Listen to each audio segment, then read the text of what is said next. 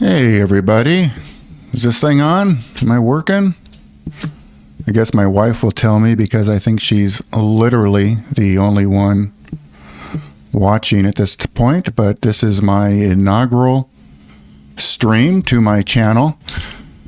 I currently don't have a good channel name yet, and that's another story. My original name that I chose was Evil Christianity. And the problem with that was that the YouTube filters block it. So the format of this channel is we're going to follow my post in these comment sections from either Christian themed YouTube channels or just general topic YouTube channels where people post messages in the comment section about you need to find Jesus. The time of the end is near. Repent now. So then when I see those, I guess the vernacular is I troll. And so I get some interesting responses. And I think a lot of them were so interesting and involved that I thought it might be fun to create a YouTube channel to dissect them. And so we can analyze the ability of Christians to think logically and to reason and to comprehend complex ideas. By the way, in case you're wondering, religiosity does correlate inversely to IQ. Just saying. So anyway, yeah, usually when you pick out a name for like a YouTube channel or any kind of business, you start. Oh, I see my lava lamp in the background just turned on. All right. So that's something I'm going to have to change in the future. I'll turn it on an hour before my stream starts so you can enjoy the pleasure of lava lamps. Anyway, usually when you start an enterprise like this, to the extent that this is an enterprise, is you start by obtaining the copyrights and the trade names and things like domain names for the desired brand name first. Well, I didn't do that. So what we're going to see today is I'm using my just my pseudonym that I've been posting under, but I expect by next week. So what happened was I created my Evil Christianity name to post under, and then I was posting comments and none of them were sticking, and I realized they were getting blocked by YouTube censors. But I think I have it figured out now. I think you can have any kind of channel name, but the name that you use to post under has to be, acceptable, or at least sufficiently acceptable for YouTube. All right. So again, the premise of this channel is we're just going to focus on some of my interesting comment threads, and there are some fascinating ones, and I enjoy watching how people think, especially Christians think, and how they rationalize this. And boy, I tell you, some of these people are locked in so tight that I actually feel sorry for them. I wish they could be freed from their mental prison, which is essentially what it is. Okay, so I switched over now to a post, and I will leave links to these in the comment section in case you want to review them yourself and or join in on the fun. So this is from, as best I recall, this is from Michael Shermer, I think his name is, and he had Bart Ehrman as a guest. And so you see here, and I'm just verifying I got this queued up correctly. So you see here that this is, someone starts up here about the book of Daniel. And I love the book of Daniel. So the view I hold Well, actually, what I am, let me go back a step here and I'll put my face back on the camera. So there's a term that I became acquainted with recently. It's called a minimal mythicist. So a mythicist is someone who believes that Jesus was a fictional character. And that's the position that I hold, that he was created by Paul in 48 AD after the Daniel 9:25 prophecy expired unfulfilled. So that Daniel 9:25, you can look it up. It's 7 years times, whatever the math, but it equals 490 years. So that essentially is during the purported time of Jesus, like what we now know is around year 0, somewhere around there. So the people, the Jews, at that time were expecting a Messiah. There was a Messiah craze at the time, and all these nuts were coming out of the woodwork, proclaiming themselves to be the prophesied Messiah. And I believe none came, and in 48 AD, essentially Paul created this fiction.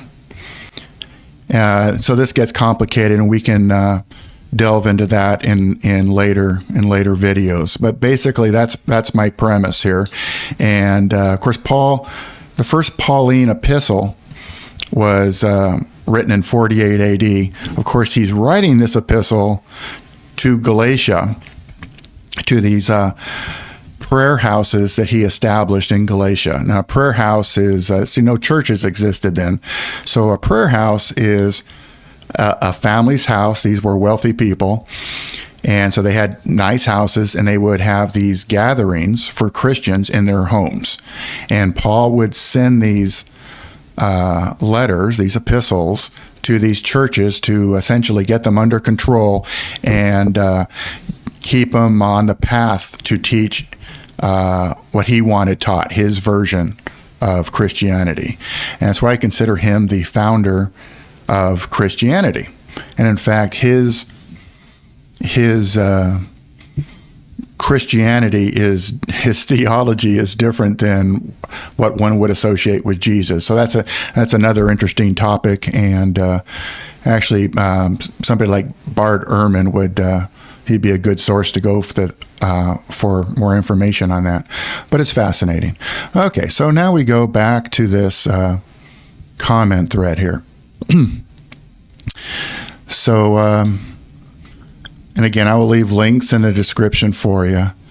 But so it's kind of fascinating here, and so as you scroll down, some guy posts up here, and this is me. So the pseudonym I'm using here is T. Witherspoon. So I'll change that. By next week, I'll be able to change that. YouTube only allows 2 name changes per 2 weeks, so I got to wait for a while to redo it. But anyway, here you are. And this one commenter post, quote, "Everything got dark and the dead did rise." So this is from Matthew. And importantly, only Matthew. And so Matthew's asserting that after the resurrection, that the sun went dark for 3 hours, and then the corpses and skeletons from these cemeteries in the area, they rose out of the ground, or the tombs, or wherever they were, and walked into town. And the description from Matthew is that they appeared to many. So one would think, if that happened, that the locals would consider that to be unusual. Yet there's not a single record of that other than Matthew. And by the way, none of the gospel authors witness Jesus. So after after the Pauline epistles around in the late 40s and 50 AD, the first gospel is Mark after 70 AD. So Christians will fight this because they want the gospels to be prior to 70 AD, because they want to show that Jesus correctly prophesied the destruction of the temple. But we know Mark was the first, and we know that because Luke and Matthew copied Mark. I think we got like 93% of Mark copied in these two Gospels, and they often copied Mark word for word. And we know that Matthew and Mark were written after 70 AD because they paid this temple tax that wasn't initiated until 71 AD. Anyway, moving along here.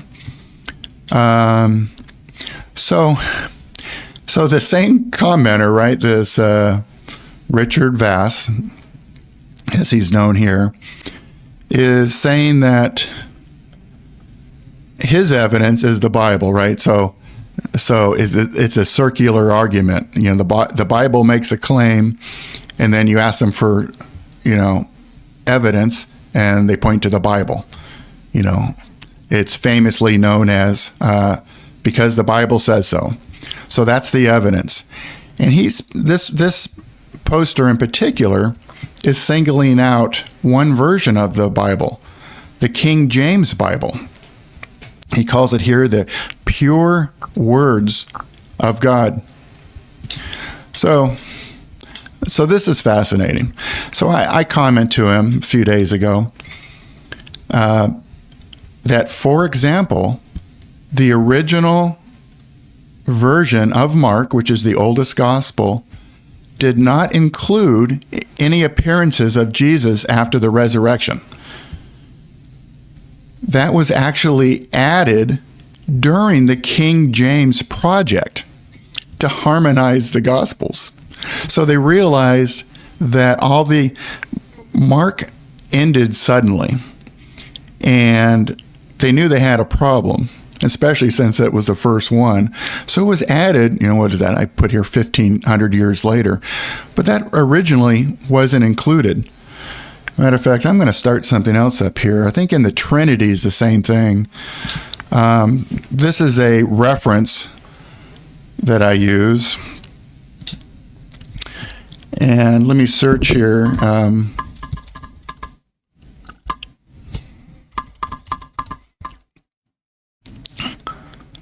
And I show here also the Trinity. And we have the same thing happened here. And we'll highlight this. There's this one passage that is used to support the idea of the Trinity, and that's 1 John chapter 5, verses 7 through 8. So you can read it here. So this passage also wasn't added until about 1,500 years later. Because again, people are starting to question the theology in the Christian story and realizing it doesn't make sense, and you have some loose ends to be able to create some kind of a cohesive theology. So there's another one. So again, this poster is asserting the King James as the true words of God, but we have two very significant theological positions that weren't added until 1,500 later during that King James harmonization project. so it's obviously a false statement. Now, here's something I like to post to. People talk about, God gave man the 10 Commandments. And as I like to post here, many Christians believe Jesus is God in the flesh, as they say, one of the members of the Trinity. Others say Jesus is the Son of God. So I challenge both of those positions, but that's maybe for another video. So this is kind of interesting here too, where we got Jesus discussing the 10 Commandments 3 times, and they're all different order and different commandments. And again, the same poster, Richard Vass. I hate to pick on him, or maybe not, but he's my first target here, my first stream. So you can read this yourself here. He says there's so much evidence. So there is no documentation of Jesus in the entire first century. What people will do also, by the way, is they'll cite Josephus. So Josephus wasn't born until 37 AD, and they'll cite the publication of his book. I can't remember the name of it now. Something of the Jews. Antiquities of the Jews was published in 93 AD. Well, the problem is that the first accounts of Jesus weren't in. Excuse me. I'm going to. I'm losing my voice here as I expected. I'm going to indulge here in my blue drink. By the way, this is Gatorade mixed from powder. I recommend to everybody that you do not follow the instructions, that you double or triple the ratio. All right. So the first mention of Josephus is after,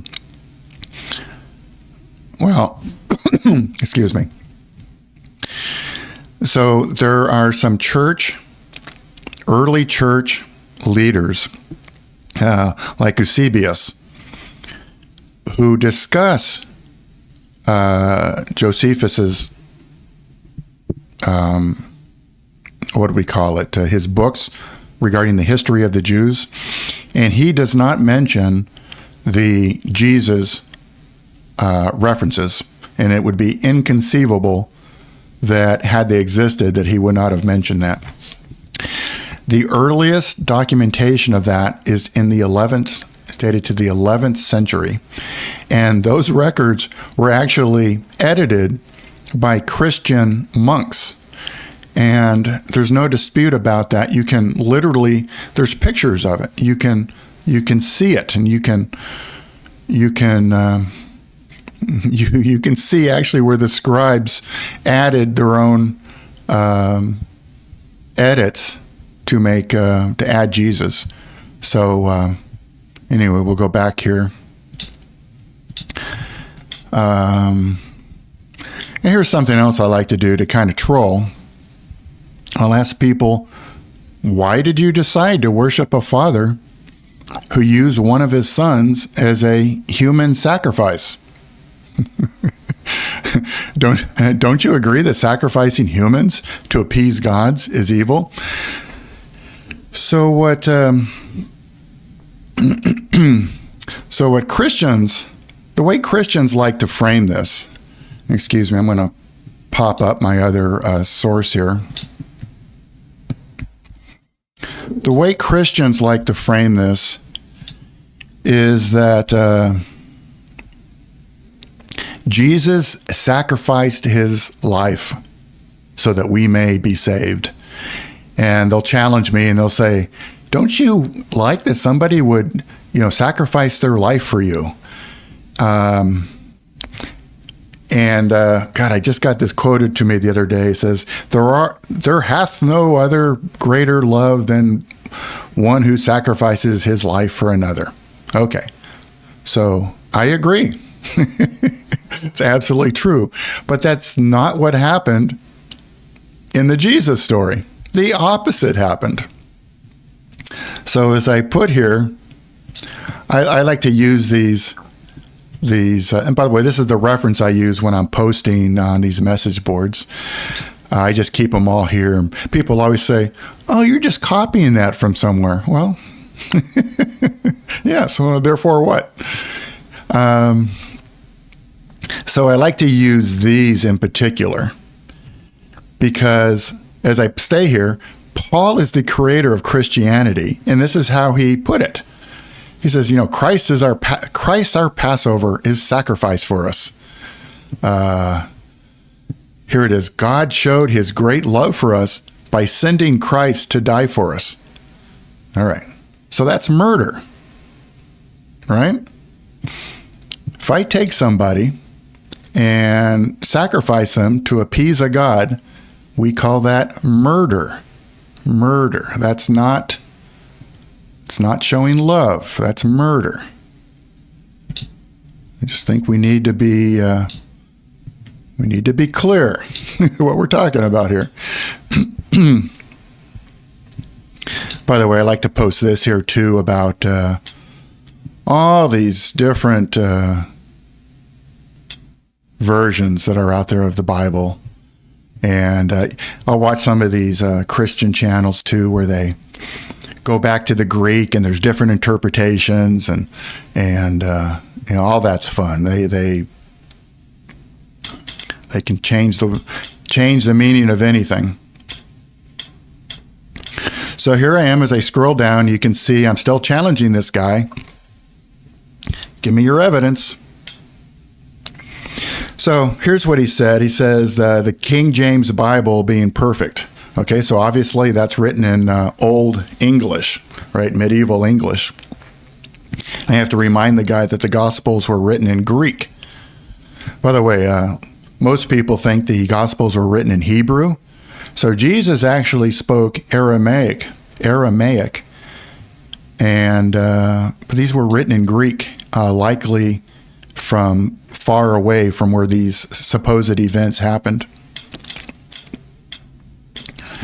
And here we go again. I get a challenge. There is evidence outside of the Bible. And then I reply, oh, that's contemporaneous by a witness? And of course there isn't. And then this is also a cheap comeback here. It's up to you to do your homework.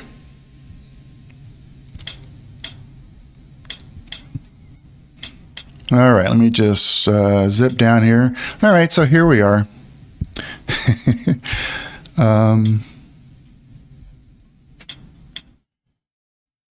So he's asserting Tacitus as somebody who witnessed Jesus.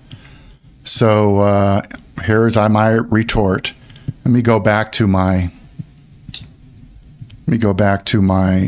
card file here. So here's this whole list, and you see Tacitus wasn't even born until 56 AD, and here we go. He didn't witness anything. This book wasn't even published until 116 AD. These people are just repeating, documenting what they're documenting the Christian movement at the time and what Christians were saying, none of whom witnessed any of this. And this is also interesting too. I get shouted down when I post this. They call it the fallacy of the silence fallacy. That's what they call it, the silence fallacy. Well, I still think this is important. You got all these historians that lived during the time of Jesus, and they wrote nothing about them, right? All these guys. All right, so back to the browser here. Yeah, so I get a lot of people who make real bold comments, but they can't support it. And then, of course, you get them screaming, "Why do you hate Christianity?" And then I get accused of being a machine or a bot all the time because I'm so quick with this. So then this is where this thread ends, where he says, just read the Bible because it's full of witnesses. Okay, so I say, name one. There's none. There is no Bible author who even claimed to have witnessed Jesus. Not one. People like to cite John and Matthew, but those Gospels, and all these were written anonymously, literally state the opposite. By the way, this is something else too, where they talk about how come you got all 12 of these apostles, all 12, not apostles, disciples or apostles. They'll say, how come all of these disciples, these 12 disciples, they all gave up their lives because they wouldn't give up their belief of what they saw? That's not true. Not even one did. But you see this all the time. This is the kind of these are the kind of falsehoods that seep into this propaganda from the churches, and now these come from these YouTube channels where they repeat this stuff, and you get people who just subscribe to all these different YouTube channels, watch them over, just marinate in this stuff, and they believe all this to be true. Good vintage.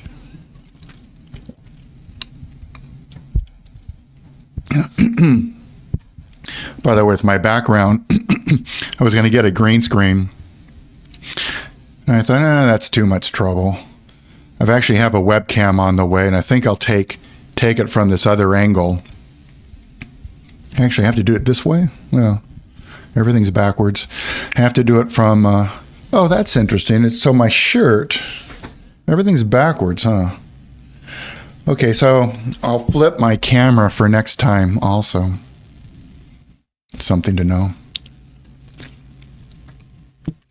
Oh, excuse me. Thanks for bearing with me here. Hey, we're having so much fun today. Let's try another one. So this is from Nate's channel. Nate, the Canadian prepper. So he has a fun channel. He has epic titles for his videos. And he's a cool dude. And he's got a fun channel. And I've been with him for a while, watching him for a while, and then he just exploded recently. But what you see there, so it's a prepping channel. And these prepping channels attract a lot of Christians because of this belief that that Armageddon, that the end of the world is imminent. That reminds me, I'm going to make a note to myself. I'm just writing down here Messiah 2030, because there's a lot of this buzz now. Even though Daniel 9:25 was clear that it was 490 years, because it didn't happen, Christians, they get this cognitive dissonance. And the Christian, the fundamental working position is God is never wrong. That if someone, it's man that is wrong. We're interpreting it wrong. So the current buzz out there, well, there was this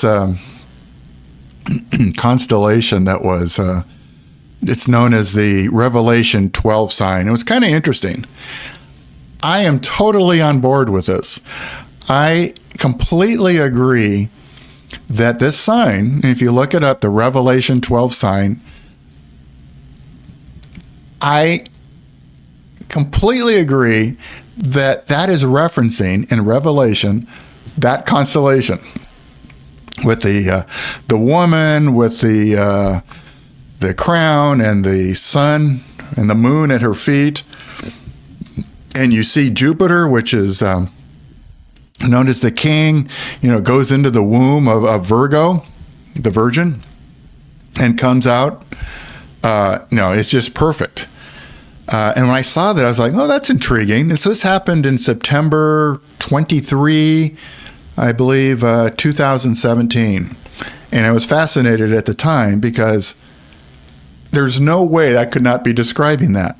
But then I learned By the way, this nut, Brenda Weltner, was deep into this, and I think this wiki page on the Revelation 12 side heavily cites Brenda Weltner.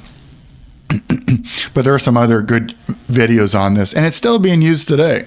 And because it didn't happen, the interpretation now is that this was the 7-year, grace period. But anyway, the description in Revelation was so precise that it had to be that. But then I learned that this is a rare formation or alignment, the whole thing, and this whole thing with this Jesus baby going into Virgo and then coming out. I mean, it's fascinating that you can concoct this story about it. But these names of these constellations date back, to the beginning of history. And this constellation, this Revelation 12 sign, happens every, several hundred to 1,000 years, and happened during the time when Revelation was written. So I am now completely certain that Revelation 12 is describing the motion of the constellations of Virgo and Jupiter and all that. I'm certain of it. And I'm also certain what they're talking about was that happening at that time, which is like 100 AD. There's no question. But it's fascinating. But anyway, Christians grasped onto that because it was so intriguing. And they started the 7-year Armageddon countdown. So all this gets complicated. We'll discuss this later. But they started the 7-year Armageddon countdown from that date. Well, now we're 7 years past that. So now the new interpretation is, well, that was the warning. And so what's happening now is that we're near 2030. People are starting to say, oh, but Jesus, so if Jesus was crucified on 30 AD, and then he appeared, what was it? He resurrected 3 days later, right? That's the story. So what they're saying is that there's a verse out there, I believe it's in the Old Testament, that a day with God is 1,000 years on earth. So you see where this is going? So now you've got, from 30 to 2030 is 2,000 years. So presumably a day later is the third day. Now, technically you would need another 1,000 years, right, to be 3 days. Because it'd be like if you say, I'll be there in 3 days, but then your math is 24 hours and 1 minute, is essentially what they're saying. But they have to do that because what they call the fig tree generation, that is the reformation of Israel in 1948, and it has to happen within one generation. So the Christians have everything lined up now, and it needs to happen now. And so there's this fascinating channel. It's called, you can find it if you just search it on YouTube, Messiah 2030. And they're very well produced, very high quality, essentially movies, very densely packed with facts. And I was reading a comment from a representative from that channel, and I think the question was something like, how sure are you that this is going to happen? And the reply from the channel was, 100% sure. If it doesn't happen on this timeline, then nothing makes sense to me. So, of course, we've seen that before, too. All right, what time we got here? It's 8:34 my time. That's Alaska time, USA. You want to keep going? We're having fun here, right? Let me just indulge some more blue drink. We'll keep moving along. This is actually from Nate's I'm sorry, I got sidetracked. So this is from Nate's channel. And once again, I'll provide a link to this comment thread in my stream notes. What I'm doing is I'm streaming this live. Oh, that's right. You guys, okay, so my my hope was I would have more than 0 viewers and that somebody would in the chat with me and ask me questions or offer challenges or whatever. But anyway, so my current plan is to record these live so I can interact with people and then post this as a video. So I know that maybe that sounds a little bit complicated. I didn't understand how this worked myself, but if you go under a channel's channel page, you can see you can go to shorts, you can go to community, which are these posts from the channel, the content creator. And then there's live, which is what this is. And then there's videos. So I'm going to post this under live, and then I'm going to post the file also under video, so it'll be easy to find. Okay, here we go. I'm refreshed. The blue drink is taking effect. That's Gatorade. That's delicious stuff right there. I don't know what flavor blue is, but I recommend it. Okay, boys and girls, here we go on to Nate's channel. So this happened showing 1 day ago. So that was yesterday. And this guy was a lot of fun. He was still barking at me. So here we go. So he starts on Nate's channel. He just posts Matthew 24, Luke 21. Oh God, let's see. Let me see what this is. Luke 21, blah, blah, blah. What does it say here?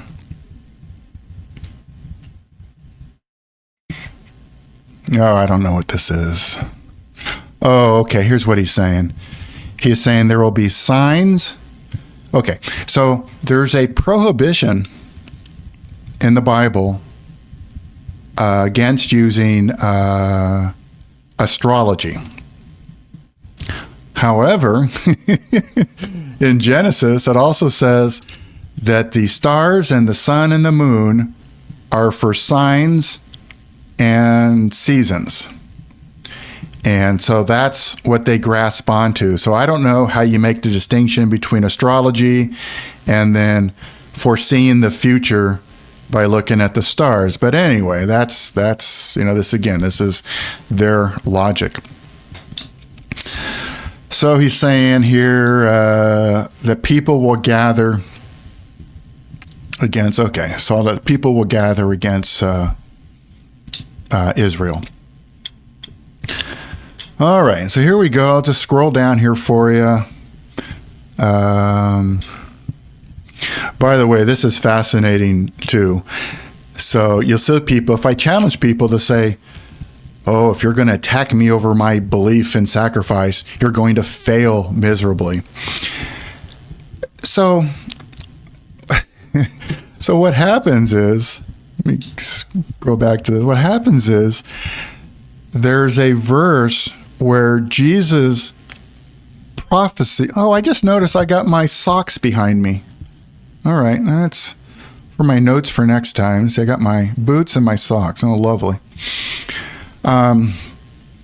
So there's a verse where Jesus says there will be scoffers and mockers, and people will come against you in my name. So if you were going to start a religion or some kind of religious movement, that's what you would do, right? Because people are going to mock you. So what happens is they'll say something stupid that's easily provable as a falsehood. You point that out, and they'll say that's mocking, and it's reinforcing their belief in all this because it's showing fulfillment of prophecy, right? See how that works? Another thing I get is when I challenge people and it's going badly for the Christian, you'll see people exhort others on the comment thread, don't cast pearls to swine. I get that all the time too. All right, oops. This is my first time with kind of a real stream here, so I'm getting used to using all this stuff. All right. Zipping down here.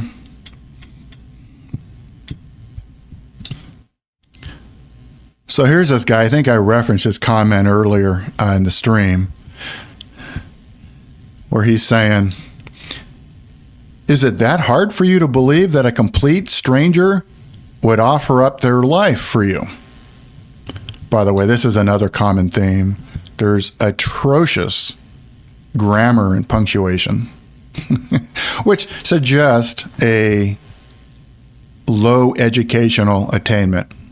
Anyway, so here he is, and his position is that this was a stranger offering their life for me. And he's asserting here that he's been legally dead twice in his life, blah, blah, blah. By the way, so I also comment here too, where he's calling Jesus the Son of Man. So Son of Man in Aramaic simply means a person, a human. Son of Man. So he's misusing the term or not understanding what that means. So here I am again. This is what I showed you earlier, where he's saying that his position is, his theology is that Jesus sacrificed his life for all these strangers. And I'm saying it's the opposite that happened. He was sent by his evil father. Okay, so then he claims, so this person, by the way, I've had many people tell me that they've met God. I had one woman tell me that God came into her room and pulled her finger.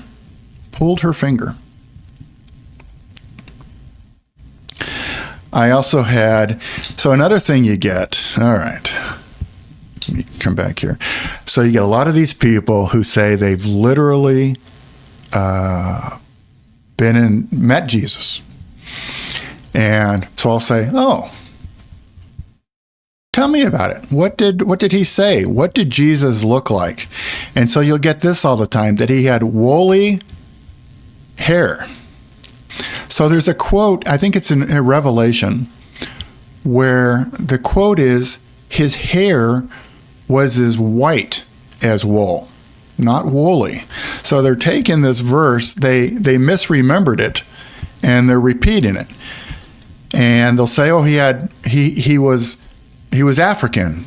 Well, no, it says again in this vision in Revelation, he's saying he was like burnished bronze. It's not describing a human. Another thing you get, well, people will say, I met Jesus, I got this yesterday from somewhere, said, Jesus, I was snatched up. So snatched up is, so when they talk about the rapture, that's how they're interpreting this Greek word harpazo. And that means snatched up. So normal people in English don't say snatched up, but they're using that because that's the Greek translation of harpazo. And it's almost like a kidnapping. But I had some woman say that to me yesterday, that she met Jesus and she was snatched up by him. She sounds frightening. All right, back to the comment thread. So this guy says, he says, quote, I was in a room with God, the Father and the Son. So this is that Trinity theology. But, as I put here, God specifically stated that he is one and that he is not a man. So you see here, the Lord our God is one.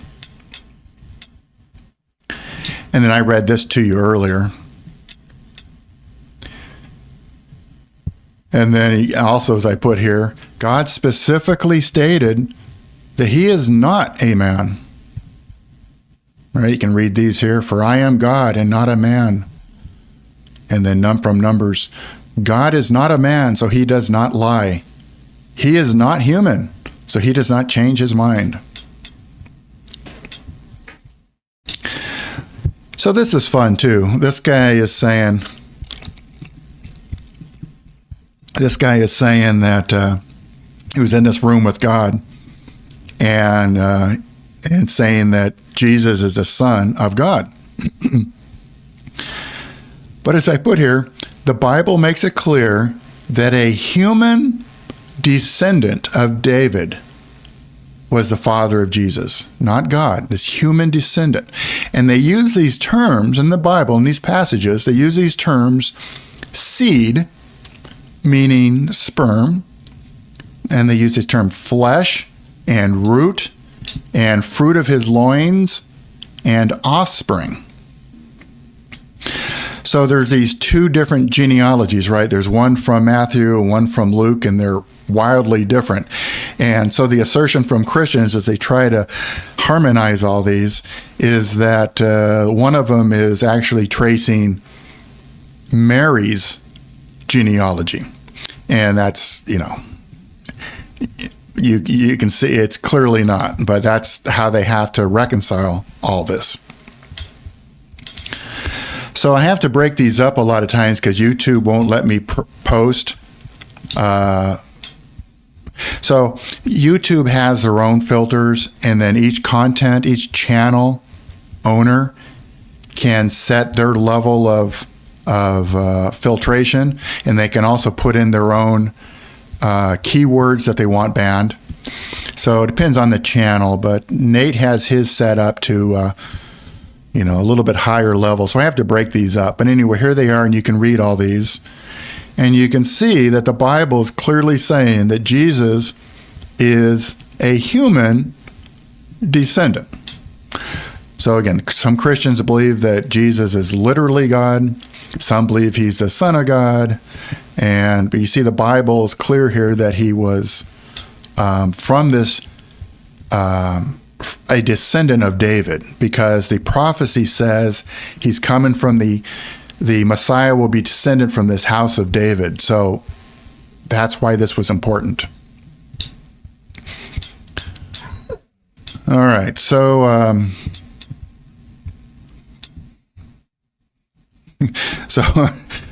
I commented on this earlier where this guy says, it's a pity you don't believe in sacrifice. I said it's murder. He didn't offer. It's not like he threw himself in front of a car or put himself in front of a bullet to save my life. Obviously, that's the most profound act of bravery and love and sacrifice there is. But the opposite happened. His father murdered him. And of course, I get called Satan all the time. And people will say this. I get all these baseless assertions. Well, people just make these sweeping, unsupported assertions. And he says, oh, you twist and change the words of God. And I asked him to provide an example. I make a point to support all of my assertions. I'm quoting the Bible. So here's a good one. So he says, almost 80% of the Bible has come true. Another thing you see out there is Jesus fulfilled over 300 prophecies. So what happened is a Messiah was prophesied, right? Nobody disputes that. There was a prophecy of a Messiah. but no Messiah came.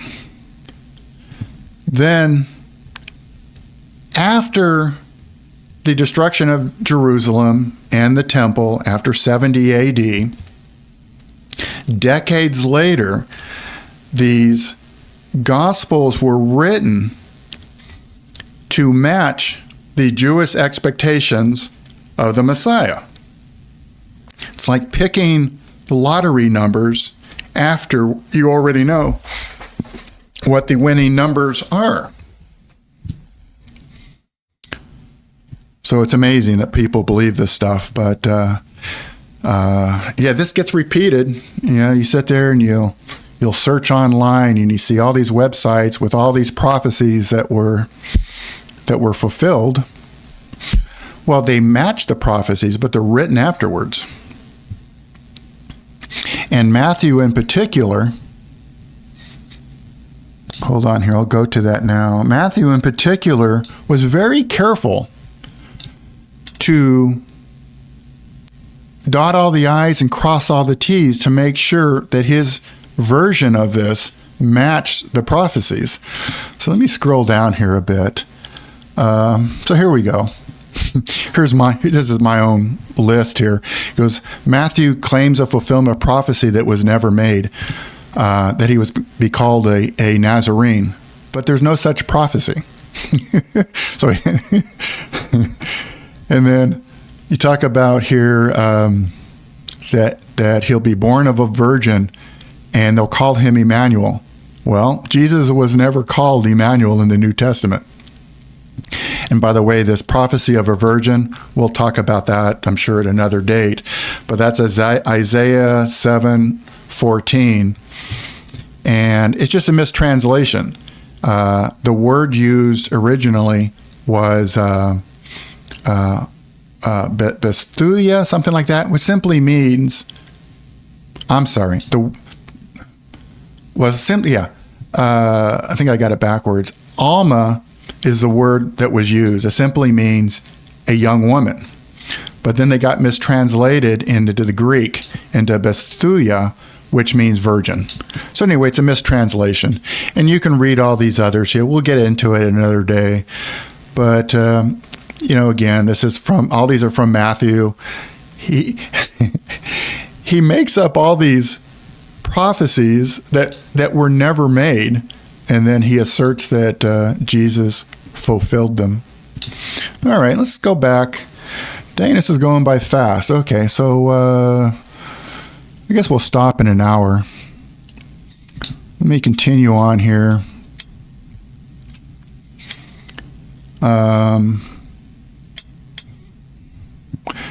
So he, just this idea, he's saying, I sat in a room with God. That's, where do you go with that?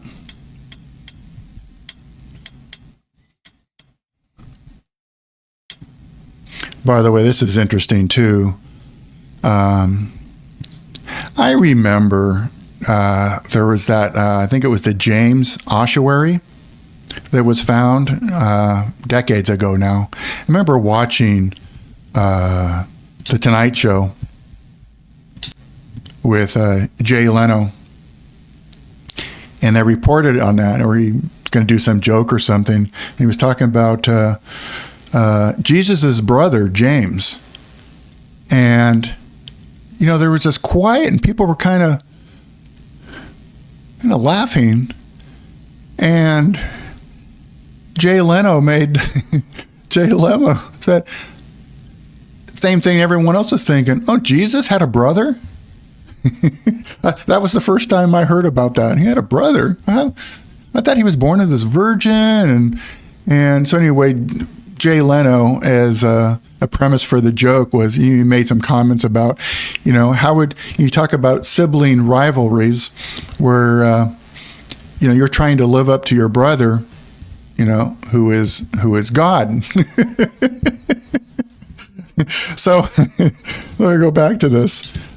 Jesus actually had, according to the Bible, he had 4 brothers and multiple sisters. And importantly, they're not half brothers. See, what people will say is, well, Jesus's father was God, and therefore these people being referred to as his brothers and sisters are like half brothers and half sisters. And it doesn't say that. They're his brothers.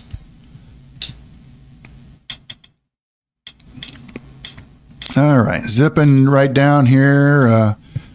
Here's another guy telling me, I'm starting to think I'm talking to a computer. I get that all the time. All right.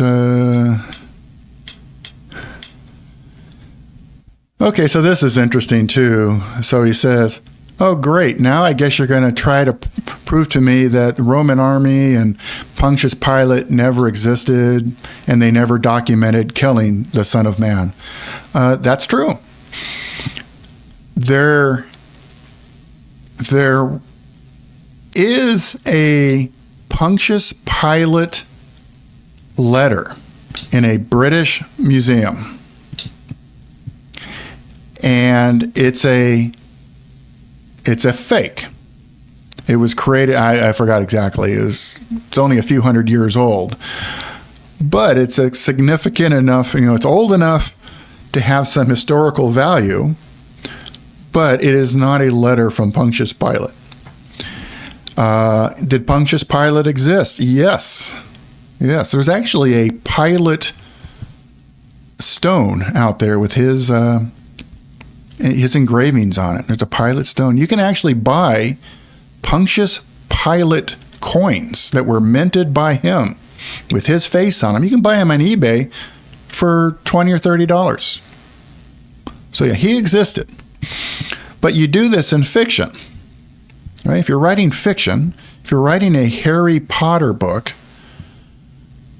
you use real persons, places, and events to set your story in or to add authenticity.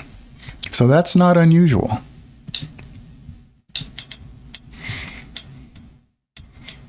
All right, let's wrap it up here. I'm going to zoom down. Blah, blah, blah, blah, blah, blah. Yeah, he's just bloviating here at the end. All right, I am back with you. Ladies and gentlemen, boys and girls, I hope you visit me next week. And the week after that, and the week after that. Hey, it's been fun. And actually, I was worried this morning whether I'd be able to upload this because I had made so many test broadcasts, test streams to check my lighting, check my camera. I was having audio problems. So I made so many of them that I tried to make one more last night, and I was blocked by YouTube because I'd made too many under a certain period or whatever it was. So I wasn't even sure this was going to be able to go off as planned, but it did. So, hey, it's been swell. Got to remember to reverse my camera so everything looks right, and we'll see you next week. Thanks for joining me. And I think that's literally only my wife, but thank you, Joanna.